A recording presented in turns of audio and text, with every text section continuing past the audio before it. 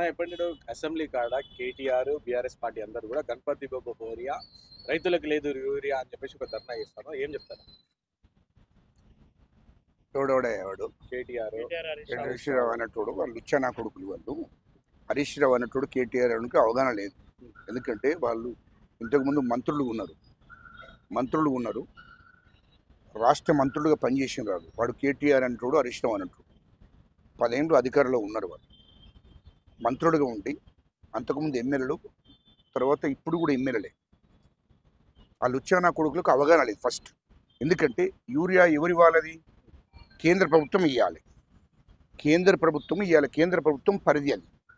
అంటే ఈ దేశ ప్రధానమంత్రి నరేంద్ర మోడీ గారు ఇవ్వాలి. ఈ దేశంలో ఉన్నటువంటి అందరు రైతులకు యూరియా పంపించేది కేంద్ర ప్రభుత్వం.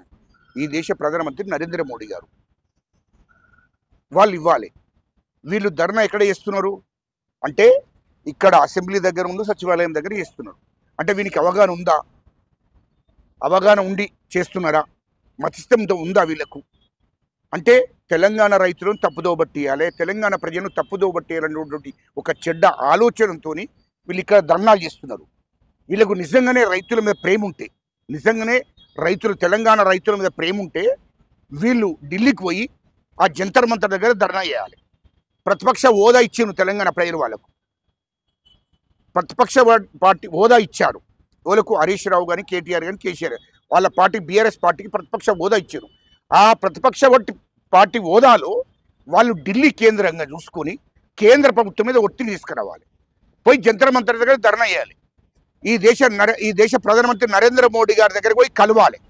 అయ్యా తెలంగాణ రైతులను ఆదుకోవాలి, మీరు యూరియా వెంటనే ఇచ్చేయండి అని చెప్పాలి. కేంద్ర మంత్రులను కలవాలి, వాళ్ళ మీద ఒత్తిడి తీసుకురావాలి.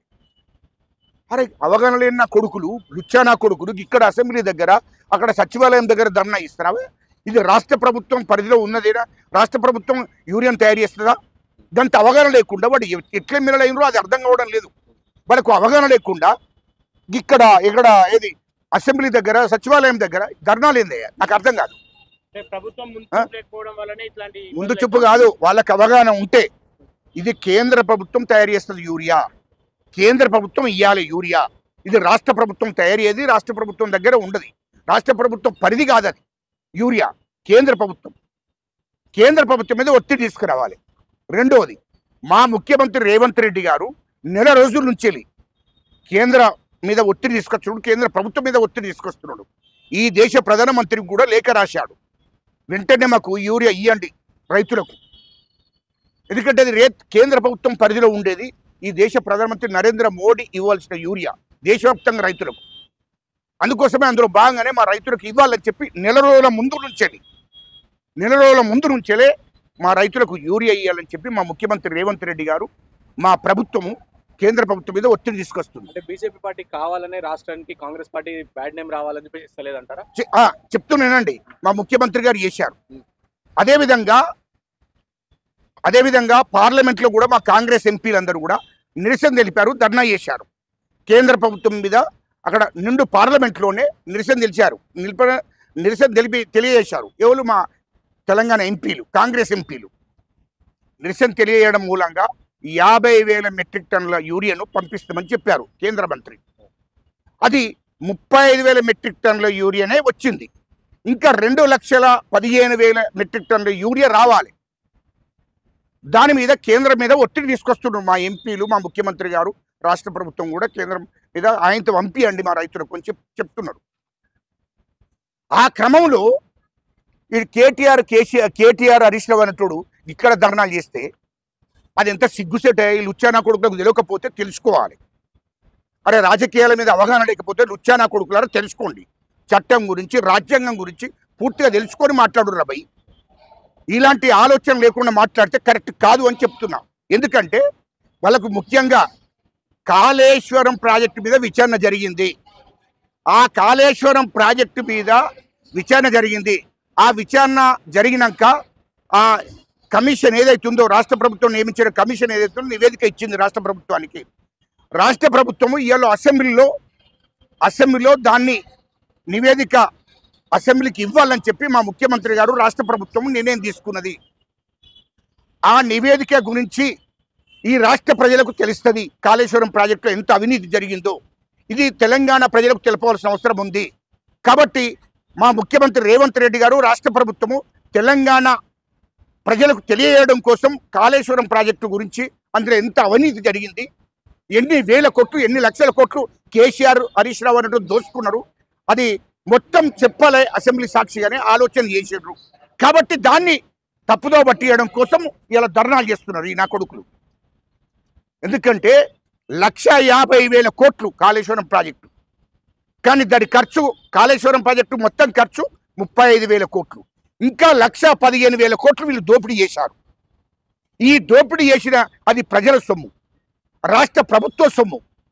ఆ దోపిడీ చేసిన సొమ్ము గురించి తెలంగాణ ప్రజలకు తెలపాలి, రైతులకు తెలపాలి. ఇది ప్రజలు కష్టపడ్డ డబ్బు, అది పన్ను రూపంలో కట్టినటువంటి డబ్బు, రాష్ట్ర ప్రభుత్వం డబ్బు.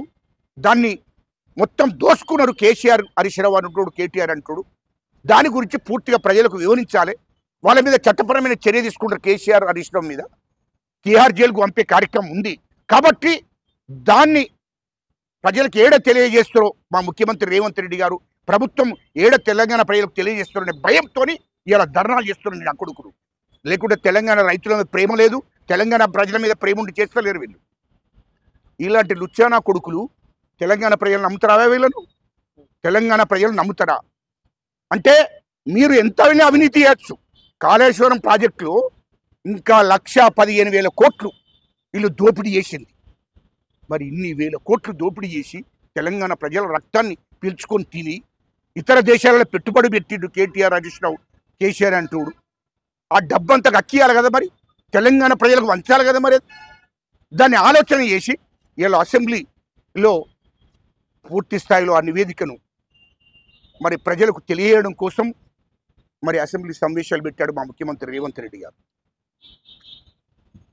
అది ఎక్కడ పెట్టి మా మీద చట్టపరమైన చర్య తీసుకుంటారు అని చెప్పి ఒకటి యూరియదని చెప్పి ధర్నా పెట్టారు.